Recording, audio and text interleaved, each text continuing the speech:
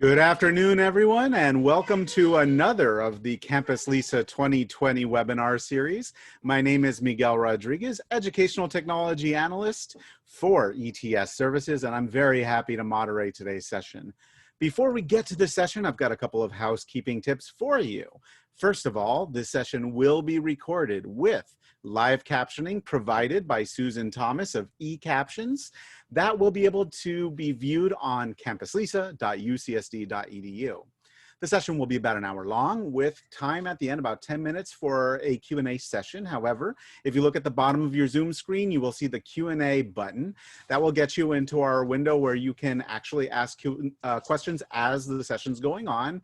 And also you can upvote or give a thumbs up to questions you think are most relevant or important that we definitely should get to. So that being said, our session today is called A Clinical Data Mesh for Quality Improvement and Research in Healthcare. Dr. Michael Hogarth, UC San Diego Health Clinical Research Information Officer, or CRIO, and Professor for the Division of Biomedical Informatics is here to kick off the session. Let's all give a warm virtual welcome to Dr. Hogarth. Welcome. Thank you so much for being here.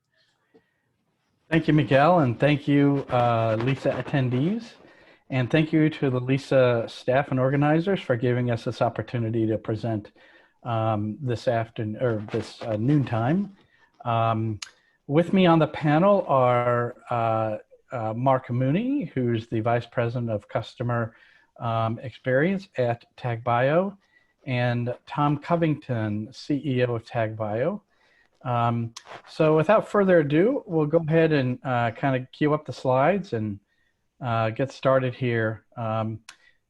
We will have the title of our talk here is the Clinical Data Mesh for Quality Improvement and Research in Healthcare. Next slide.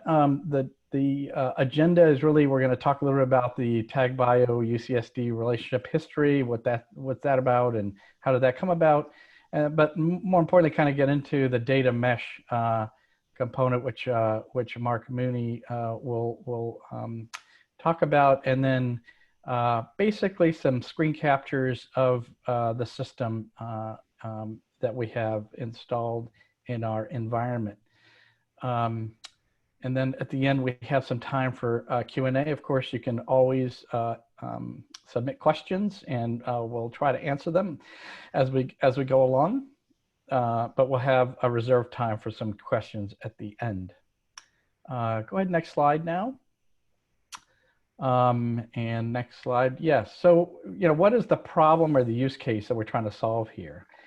Basically, it's providing clinical data, which tends to be protected health information, or PHI, to UCSD biomedical researchers, and doing so securely, swiftly, simply, in a standardized way, and with consistent semantics, meaning that the data has been coded reliably and in the same way across data sets. So that's what we're after. There's this notion of FAIR that the NIH has promoted, which is again pretty similar. That data or analyses should be findable, accessible, interoperable, and reusable. So the combination of the two is really what we're after here, with data that really is protected health information. And because of that, there's some regulatory and legal sort of constraints related to that.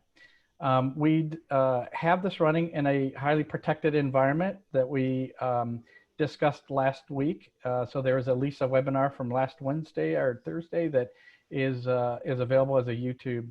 But basically, it's an environment that we have named Integrated Data for Analysis, Anonymization, and Sharing. And it's a second version of this. We actually have it running in the AWS cloud. It's a secure computing environment for sensitive data. It's HIPAA compliant. Our health system computer security officer has approved it for use involving protected health information. His staff have a transparent insight into all of the happenings in that environment.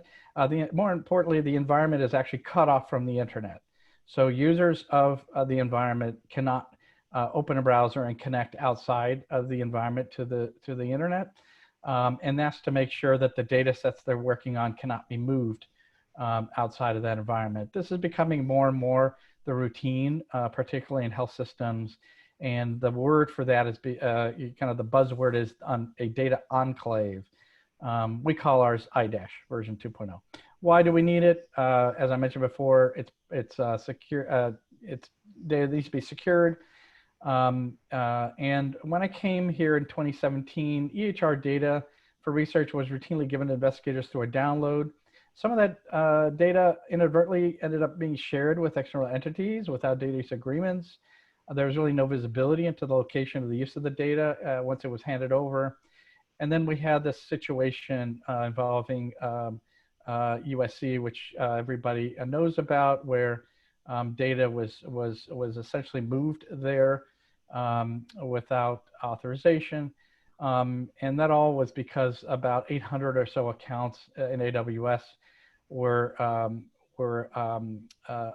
present and under UCSD, but really without a lot of health system visibility or control. So we've changed that. So I'm not going to talk about that, but I just want to set that as a stage because what we have put together here is a system to really provide simple, reliable, secure access to data sets in this closed environment. So when you're seeing a browser open, it's connecting to an internal web server, web application that's running inside that environment.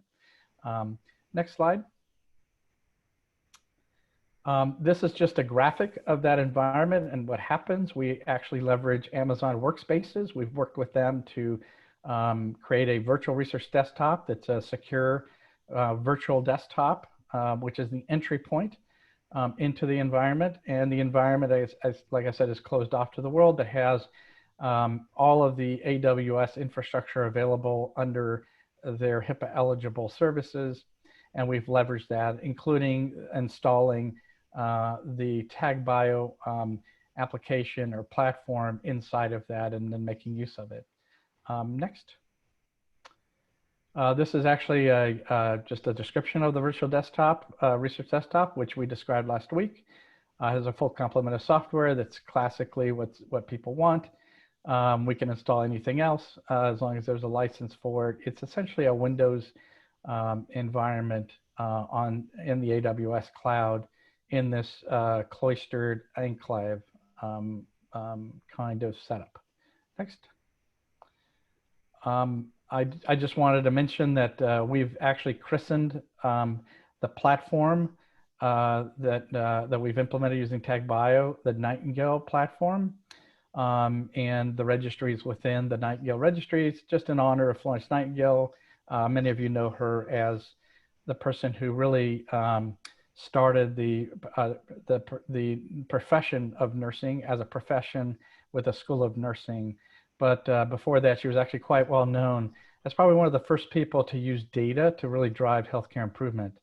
And she dramatically reduced the mortality in a hospital during wartime in Scutari, Turkey, from about 45% to 25%. And that really endeared her to the troops. And one of the things that she was very actually good at was not showing tabular data, but showing visualizations when she was talking to generals about what they needed to be thinking about. And this is an example of that.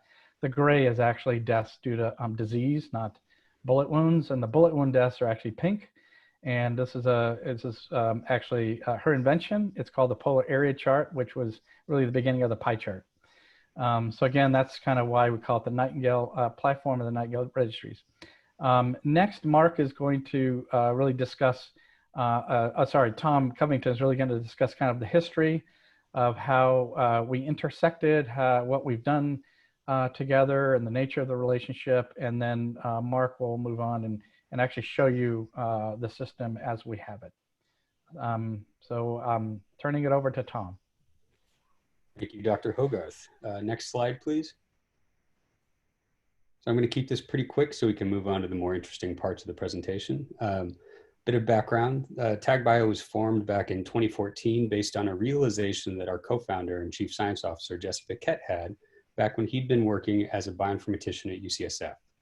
He recognized that he was a constraint in the pace of research because every time a scientist had a question that could be answered in data, they had to come to him to have him perform an analysis, and provide a visualization so they could interpret and understand the data. He recognized that if he could extract himself from that process and allow the scientists and researchers to ask questions directly of data, they would be able to go much more quickly and find the key insights much more rapidly. So he built a platform at UCSF called Exploratory Gene Association Networks, which is really essentially version 1.0 of what Tag.bio has now become.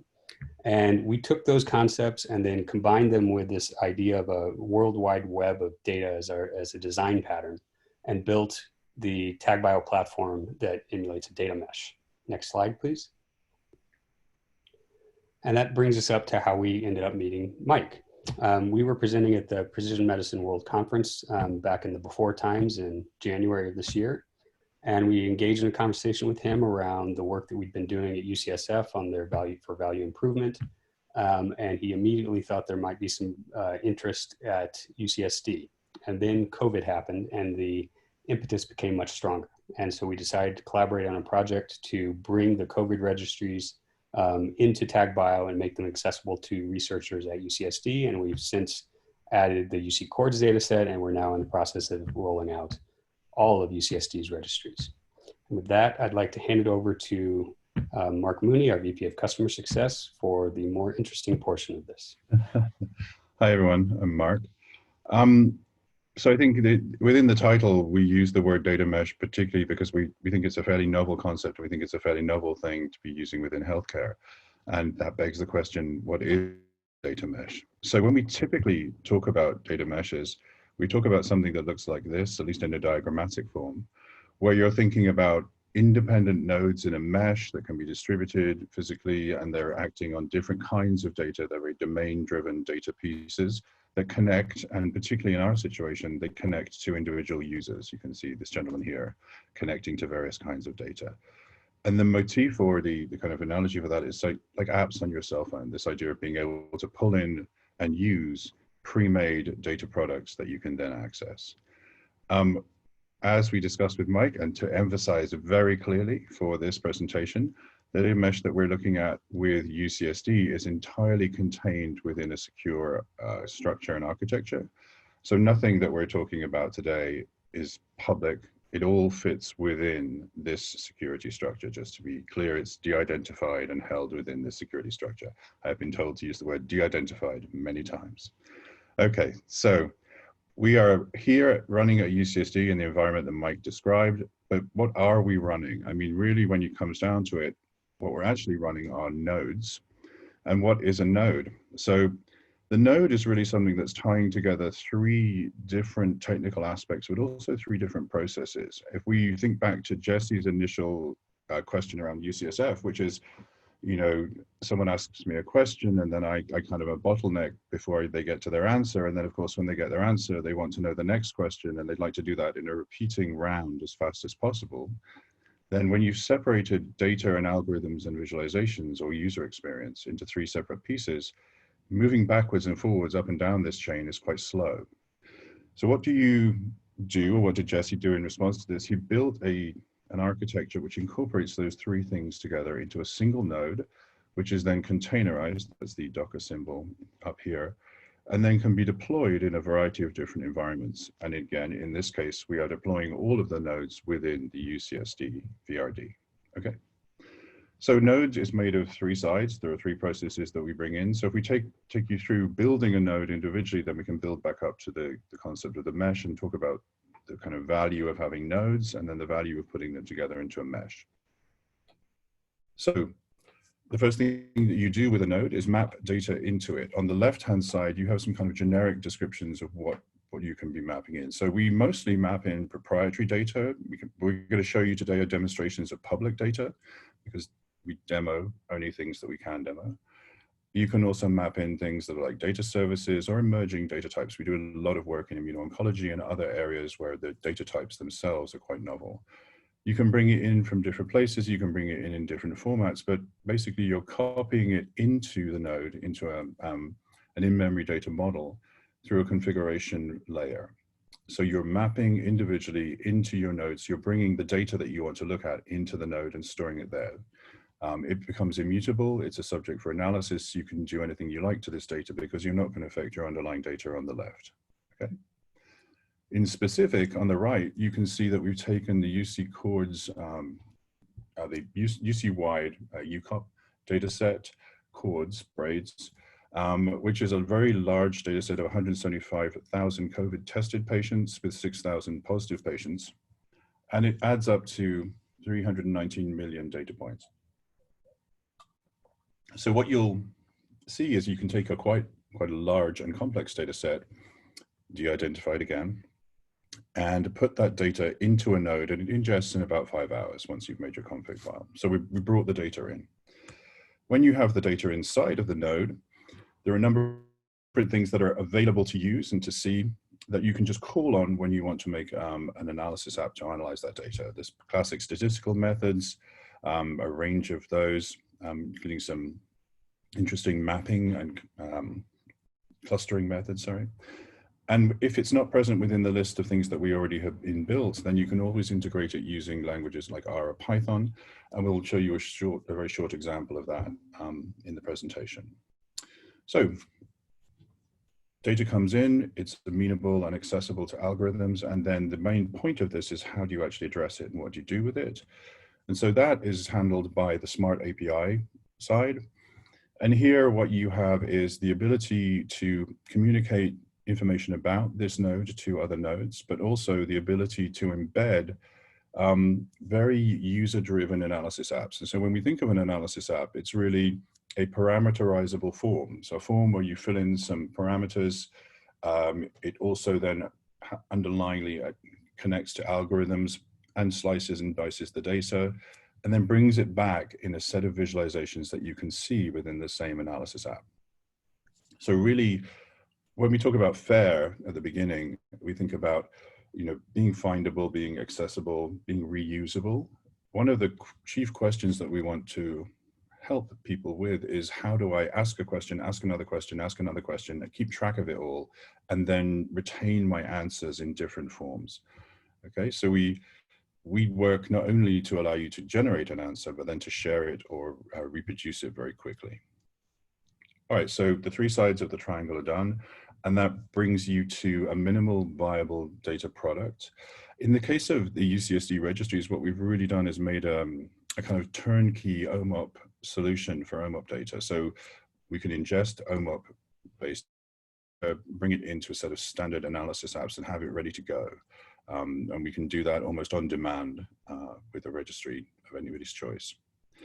So on the left-hand side, you see how we built this product. On the right-hand side is the fact that we don't have to build the product. The whole intention here is that nodes are useful things that people should build, and particularly people at UCSD, well, we're hoping that people at UCSD will build. There is more data than we can show you today, and I'm just showing you some examples, and there are obviously more analysis apps that we can show you today. And analysis apps are really best driven by the people who have the questions. They know what they want to ask. And so that piece, the iteration and creation of better and better analysis apps, is something that is only done in collaboration with people who want to access the data. And again, we show a cloud here, but it's the IDASH cloud in AWS, as we talked about before. So that's a diagram of a node. This is a code version of the node. Here, what you can see is that this is a node called FC Topaz. It has configuration up here, which is where it's dealing with the mapping of the data into the node. It has a set of protocols that are available. One of those protocols is depicted here, and this protocol is, in fact, the integration of Python to do a machine learning algorithm called ElasticNet. Just to show you, it all breaks down into code underneath. It's not all really just diagrams. Right, moving to the next. So what we wanted to show quickly is just the experience, the user experience of using nodes within the UC system, which, as Mike said, is now called Nightingale. And so we're going to talk about the Nightingale registries, and this is a slide demo, which I hope gives you some flavor of the experience. Just within the time, it was easier to get it done in this way. But if you want to see it running in a live format, then please contact Mike Hogarth and talk to him about how we could demonstrate that for you. Okay. And as I said, it's a de-identified, automated OMOP data product. Okay. So I start by calling up my Amazon workspace. I have the correct authority to call up this workspace, and it pulls up in my computer, which obviously has an older operating system. So it calls up here, you can see it here, and I then click on the app for Tag.bio.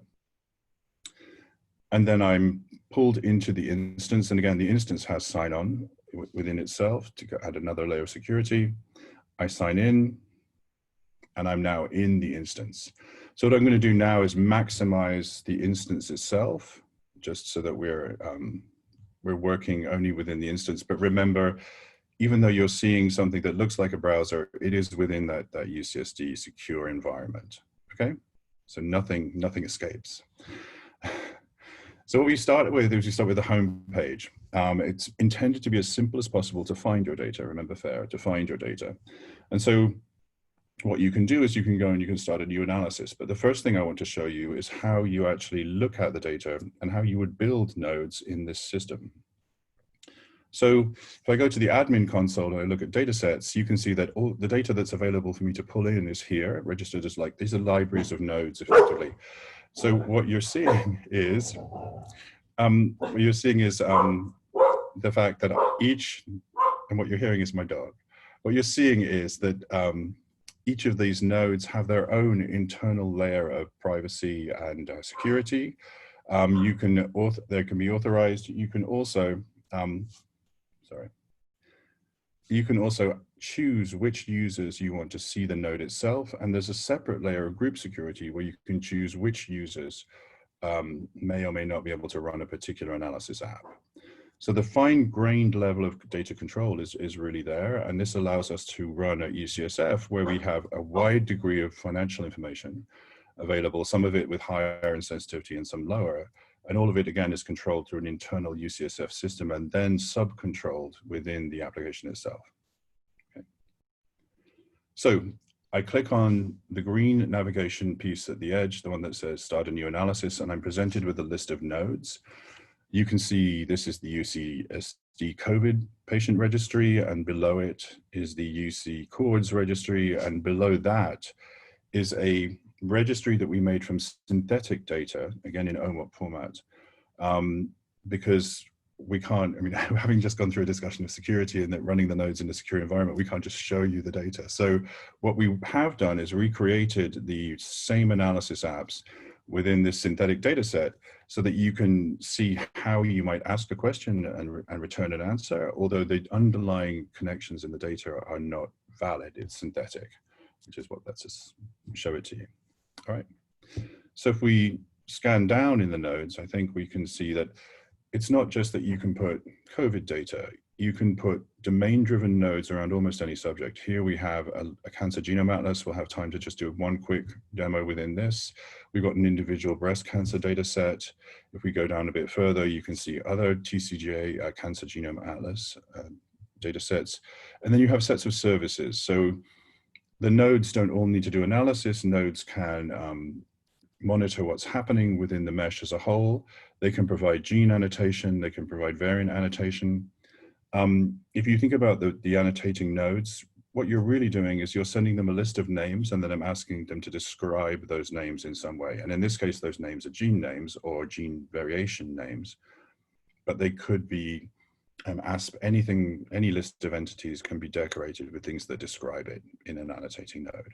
And you have then the ability to update your annotating nodes separately than your analysis nodes as well. So they act as a resource alongside the analysis nodes.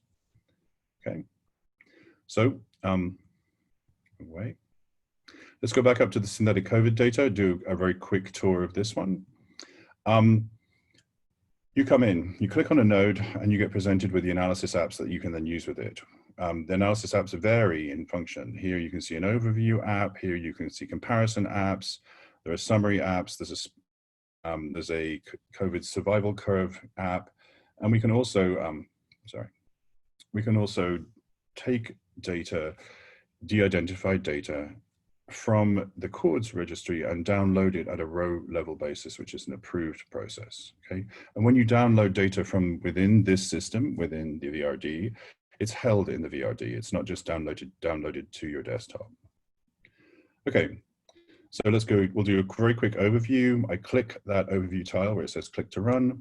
I'm taken directly to a set of results that show me some numbers about this data set. So I'm looking at the synthetic COVID-19 demo data set. These are all positive patients. I think there were 6,000 of them.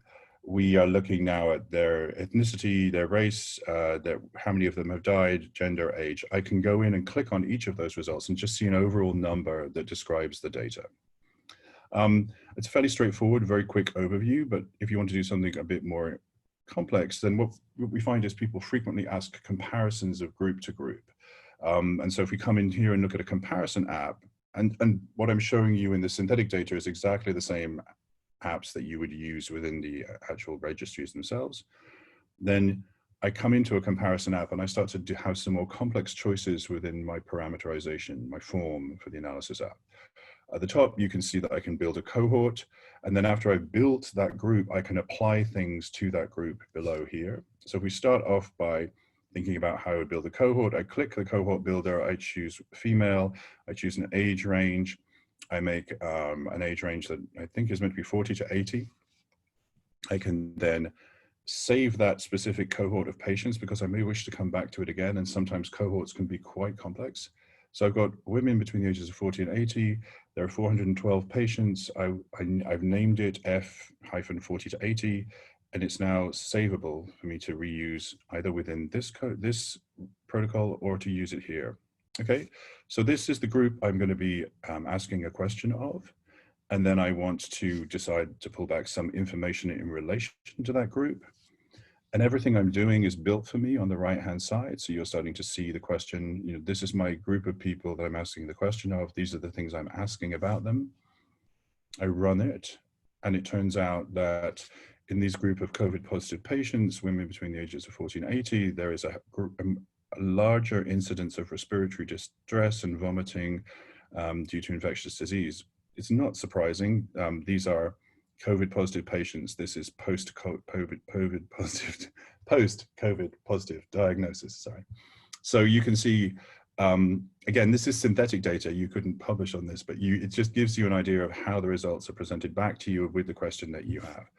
So let's imagine that this was a really interesting result. I would run, and I wanted to share it with someone, to talk about it with someone, or to allow them to do it and see what they thought.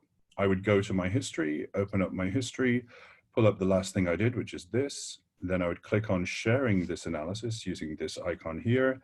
I'd write some notes down here so that when I shared it with Mike, it would be intelligible.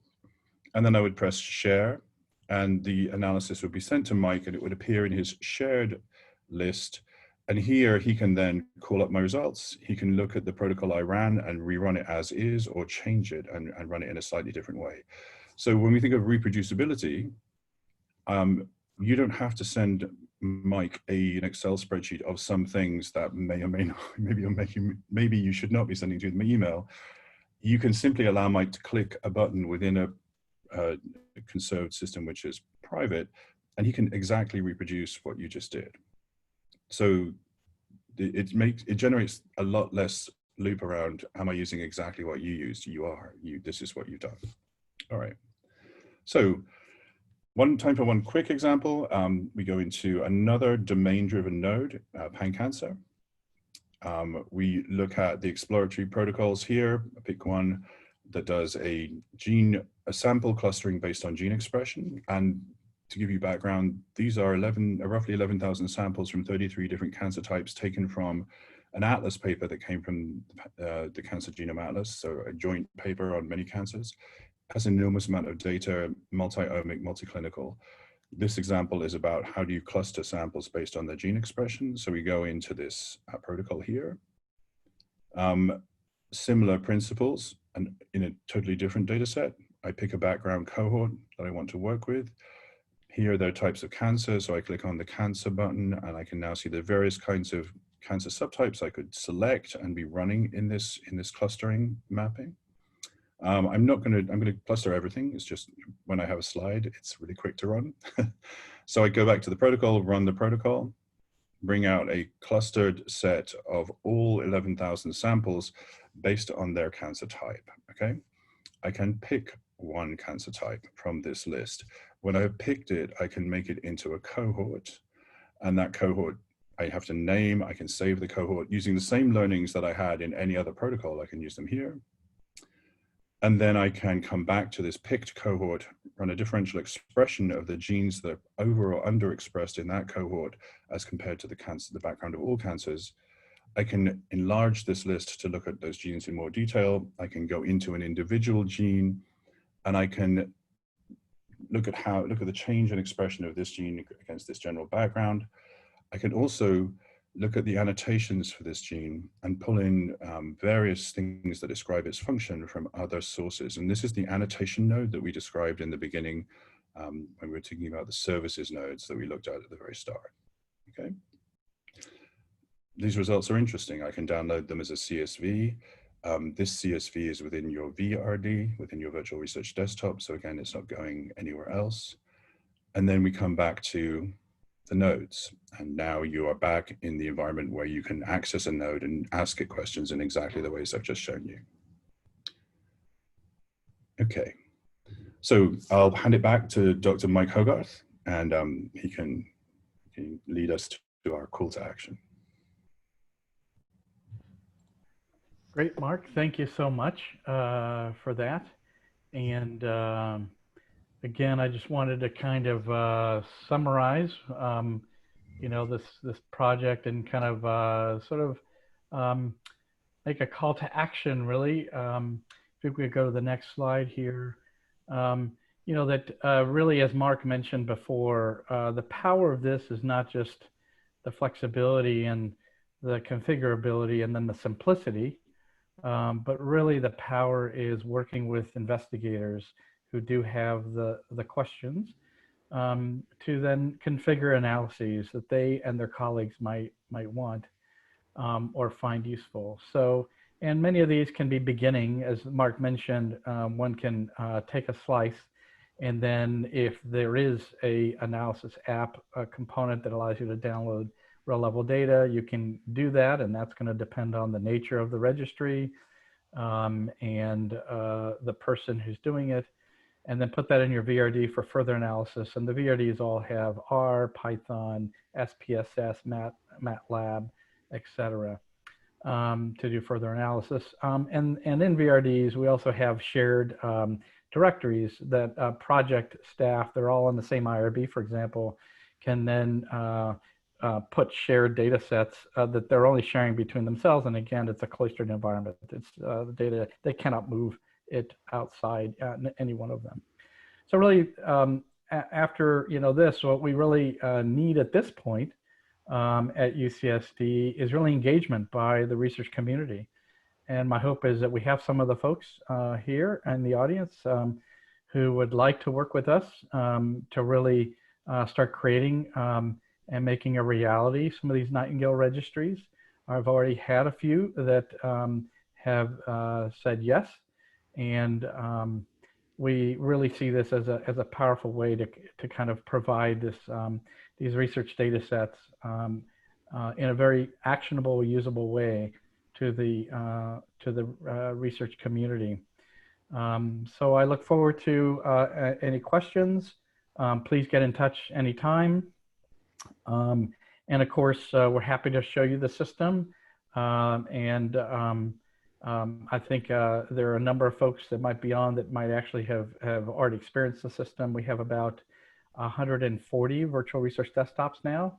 And we have about 40 individuals who have gone through the process to gain access to the UC-wide COVID data set, which they can gain access using this platform. So, but again, the power comes from multiple disease registries. And so we look forward to additional disease registries really driven by the needs of our research community. So I'll stop there. And I think we'll just start answering questions. We went through this a little faster than we thought, which is great because we have plenty of time for Q&A.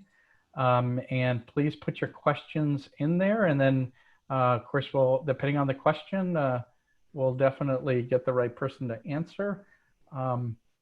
I think we have a few questions. I'll just go ahead and maybe run through the first one from Sally Baxter. Can the user easily convert the work done on data exploration and preliminary cohort analysis into notebooks with source code for reproducibility, submission to a journal, etc.? I will ask Mark to comment on that. I'm pretty sure the answer is yes, but I think it depends what you mean by that. But Mark, go ahead. So I think we have download of tables or tabular format data. Direct linkage into something like if you're meaning Jupyter Notebook, then we would have to build a connection to a Jupyter Notebook. It's not impossible. We would tend to output from the system tabular data, visualizations, things that people put together into whatever reporting format they want. This system itself, you can access it and rerun it at any time. I think we would document this rather than have a direct connection to a Jupyter Notebook, if that's what you mean. I did want to add, and I think that may be what she meant, that since we're in the AWS environment and we've worked with AWS very closely, and so has Tag.bio as part of sort of weekly stand-ups really on this, we have actually worked with AWS and their small innovative engineering group in AWS who built a application that you will all hear about soon and see, and I think we will be one of the first to actually implement that, and that will allow us to actually provide the integration with SageMaker, which is a Jupyter Notebook environment in AWS. So that's coming. It's not there yet, and of course with the API infrastructure with the Tag.bio system, we're going to go ahead and put the two together. So I think the answer is yes. But it's not there yet. There's another. Go ahead, Mike. If you have any other, if you want to talk about it in more detail, we would love to talk to you. I mean, the whole point of this is to generate feedback like that and actually take it on board and start to work with it. So we probably don't have what you want right now, but we are very interested in how we evolve the system. The next question is from Andrew Greaves, who asks, can you describe what you mean by a registry? Which is a great question.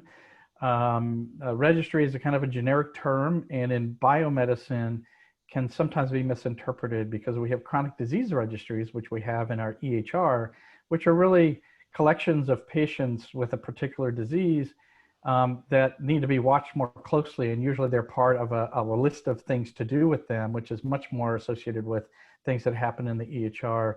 What we mean by this are sort of disease-based registries, disease or device or drug-based registries that are really defined by inclusion criteria that are driven by a particular what we call phenotype or computed phenotype.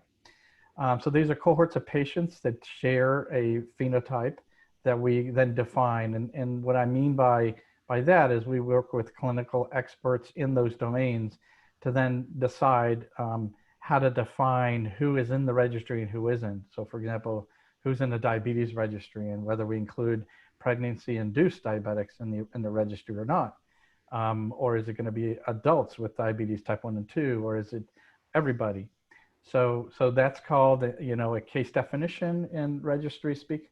And so what we're really after are sort of data sets about populations of patients of interest to researchers. And they're usually disease-driven or symptom-driven or device or drug-driven. And that's kind of what we're talking about. There's another question here. How I get access? Is there a link? The way you get access is if you just Google ACTRI request form, you click biomedical informatics, you'll be presented with a list of things you can request. One of the ones that that will get you all, access to this is clicking the COVID registry link and then asking for access to the UC-wide cohorts data set. That'll get you a VRD, they're free. It will provision access to the UC cohorts data set. after you sign a data use agreement that that is required, that says you promise to behave and not do certain things, and these are all easy, and you attest to that, and we do that with DocuSign locally, and then once that happens, it takes a few days to get access to the system. You can also just get a VRD if you have, but this is more interesting because you then have immediate access to a large data set that I think might be relevant today. Another question here, can these data meshes be combined with external data sources? Do any of the other UCs have this in place? And I'm gonna punt on that one to Mark Mooney because I think UCSF is using it in a very different way. And of course, there are others out there, non-UC, I think, that use this platform in a quite a different way as well. So Mark. So the data mesh concept means that you can, following the same node meeting node structure, if you don't have privacy or security concerns, yes, you could match any two nodes together. At UCSF, there are obviously privacy and security concerns. And so we run entirely on an internal server at UCSF in much, kind of less sophisticated way than UCSD have done. We're effectively, again, within their security envelope. The principle of connecting to external data sources or connecting external data sources, that's, so for a large pharma company, and we work for a couple, we would bring in things like the pan-cancer data set or other large single cell data sets or anything else that they wanted to refer to as a reference and have those data sets available for them. Normally we bring them into their security envelope and then they can access them. You can make, we also have some relationships with a consortia, a couple of consortia. And for the consortia, we can connect different reference data sets and allow those to be accessed by the members of the consortia. So it's, the node and mesh structure is very generic and very open, but most people impose upon it a kind of compliance and security limitation, as you would expect. I hope that answers your question. I think the answer is broadly yes, and mostly people confine it for their purposes. Great, thanks, Mark. Another question from Sally Baxter. As far as other data sources beside the omics data set shown in the demo, would be great to have Mimic3, UK Biobank, and CMS claims data. We 1000% agree. This is the beginning. Also, we would like to remove our reliance on Mark and Tom's benevolence in providing their staff to create the analysis apps for us. So we have somebody actually training to build their own analysis apps and for us to ingest data into the system ourselves. And ultimately, that's actually, I think, they're, if you really the best model. So we're doing a lot of that ourselves. So we plan to do that. We started with cohorts and the UCSD COVID data set. Just to give you an idea, in our Amazon protected environment, since we already had that, we set up Tag.bio. We basically started with an unfunded research collaboration agreement, which included a BAA, and we had a OMOP database called pScanner already in place in this environment. And the installation and connecting and ingesting and the analysis app building happened in, I think, somewhere around 7 to 8 business days. So we had a UCSD COVID-19 registry running pretty quickly. And then the cohorts data set, when it happened, got ingested very quickly. So I just want to highlight the speed once you have this, when you have data sets, particularly if they're OMOP in configuration. And OMOP is for those in the audience who haven't heard of OMOP, it's a common data model. Think of it as a standardized set of table structures and ways of coding data that people have implemented in the healthcare domain. And the UC Data Warehouse has done that quite nicely. And because of that, they have data from across the 5 UCs, which is something I think is unprecedented for a health system of our size and complexity. It just kind of underscores the benefit to doing that. And of course, this is, at the end, this is creating the tiramisu from all the broccoli people have had to chew on to try to create that infrastructure. So there's a lot of work underneath this. I mean, this is great, but I just want to highlight there's a lot of hard work that's been done at the Office of the President level, at each of the UCs, to get this data to be harmonized, codified, semantically consistent, and then served up in a very standardized, consistent way. But then you get to do this with it, which is really great. So I just wanted to highlight that and provide credit where credit is due. The next question is, how often is the de-identified data refreshed? We can refresh different data sets differently. The UC Chords, UC-wide data set, I believe, is being refreshed weekly. And again, that's by UC Office of the President, distributing it in a protected fashion to local folks who then provide it to us, and then we ingest it. The UCSD COVID data set is also updated once a week. We could update it more frequently, but we update that one once a week. It's key to know that this is ingested data. There's a ingestion process into the Tag.bio system, which has a fundamentally different sort of data structure underneath that supports a lot of sort of linkages and relationships. And so once the data is ingested, it's not actually going to the database unless it's going to re-ingest and refresh the data. The next question, is this for campus people too, like engineering? Yes. If you sign the data use agreement, my understanding is you become part of the UC Health research community, which is the standard that happens even though you're technically not part of the UC Health entity. Normally, the minute you start doing research with data from UC Health, which this would be, you become part of the entity, and you're really considered part of UC Health. And the data use agreement is something that also embodies the kind of behavior. Again, there's things that you just couldn't do, that it says you can't do, but you just couldn't anyway. For example, you're not supposed to re-identify people. You can't bring in any other data sets into this environment to be able to re-identify. But you're not supposed to be, for example, opening this in a crowded airport with your back to people that can look at what you're seeing. So there's certain behaviors that we ask you to be aware of when you're using things like this, because the screen is still viewable. The data is all de-identified anyway. These are pseudo identifiers. There's no personally identifiable information there anyway, but we want to be very careful regardless. Mike, Yeah. I just wanted to say, so the mesh and node structure is not specific for healthcare or life sciences or omics. It's a generic way of making data into a data product.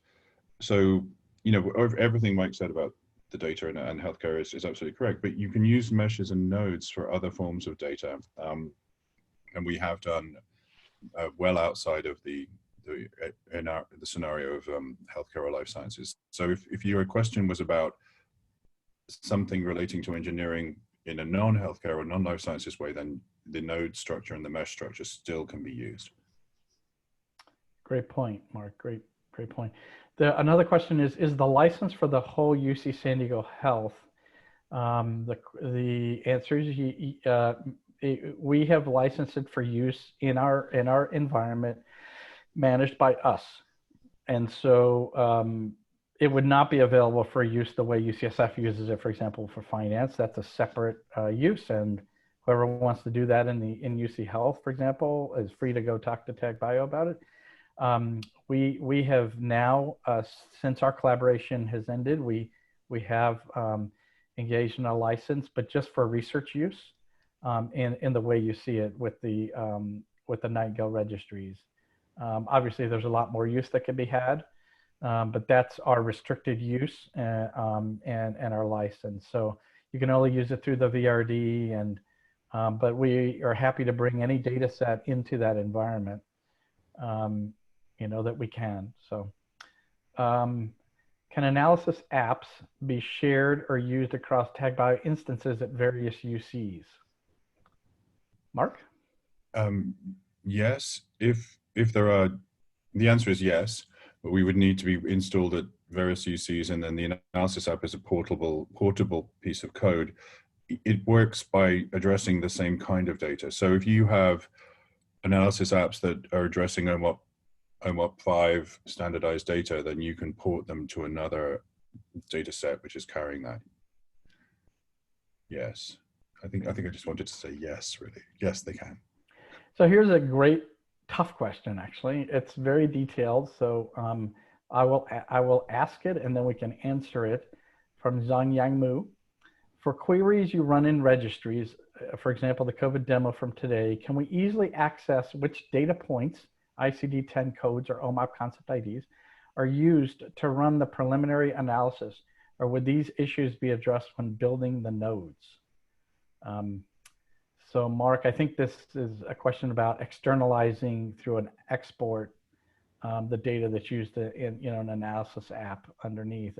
And one thing I do want to mention, by the way, is the analysis apps provide the opportunity to kind of synthesize together and deal with some of the nuances that OMOP sometimes provides as challenges, and abstract that out into the analysis app rather than forcing an individual to understand OMOP and the measurement table IDs and all that stuff. That this really abstracts it out. But if you really want the guts, I think you can get the guts with an analysis app that does that for you. But Mark, go ahead.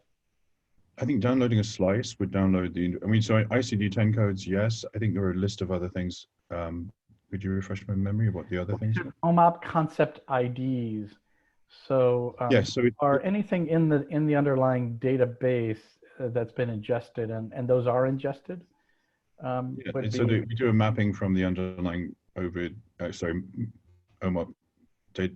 concept IDs. So those would be available to show you how it mapped. In the data download, I don't know whether we currently download the concept IDs. We have ICD-10 codes. I mean, it would be so we'd make another protocol. I think we would make another protocol, which would then be a variation on the download protocol where we'd be looking to pull in some of the concept terms and download those as well. Yeah. It might be difficult. I mean, this is kind of like it would be a discussion. I think the answer is yes. It just would depend on exactly what you want, and the way that we deal with it is by building a protocol, an analysis app that you could pull out a slice from, or you could do it directly through the API. You don't necessarily have to use a UI-based analysis app if you don't want to.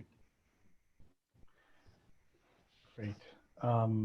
That's the end of the questions that I've seen, and we're down to 5 minutes till the end, so we should just sort of wrap up, I think. And again, thank you everybody in the audience, and thanks to Tag.bio for working with us and donating blood, sweat, and tears and your software while we built out the COVID registries. And we look forward to kind of working with the research community to refine this and really start building our own analysis apps on the platform, which we have kept in our AWS environment. You guys saw my contact information. You can, anybody can get a hold of me. I want to also acknowledge everybody at Tag.bio, as well as Andrew Greaves from who's the cloud architect at UCSD Health Information Services, Win True from ACTRI, and there's just a host of folks that have worked on this, and we look forward to providing actionable, useful data for those battling the diseases that affect our patients. So thank you again. And I think with that, we'll go ahead and just wrap it up. Yeah, I want to thank everybody, all our presenters, first of all, for the great presentation, but also for getting the ball rolling on that Q&A session and directing the questions. That was really excellently done. So thank you so much for sharing your time and your insights with us today. I also want to thank our live captionist, Susan Thomas from eCaptions, for all the work in adding accessibility to this session. And of course, everybody who is participating, all our attendees, thank you for attending today and filling the Q&A box with some great questions. Please remember, this has been recorded, so it will be available on campuslisa.ucsd.edu. And we hope to see everybody at our 5th session next week. Take care, everybody. Have a great rest of your day.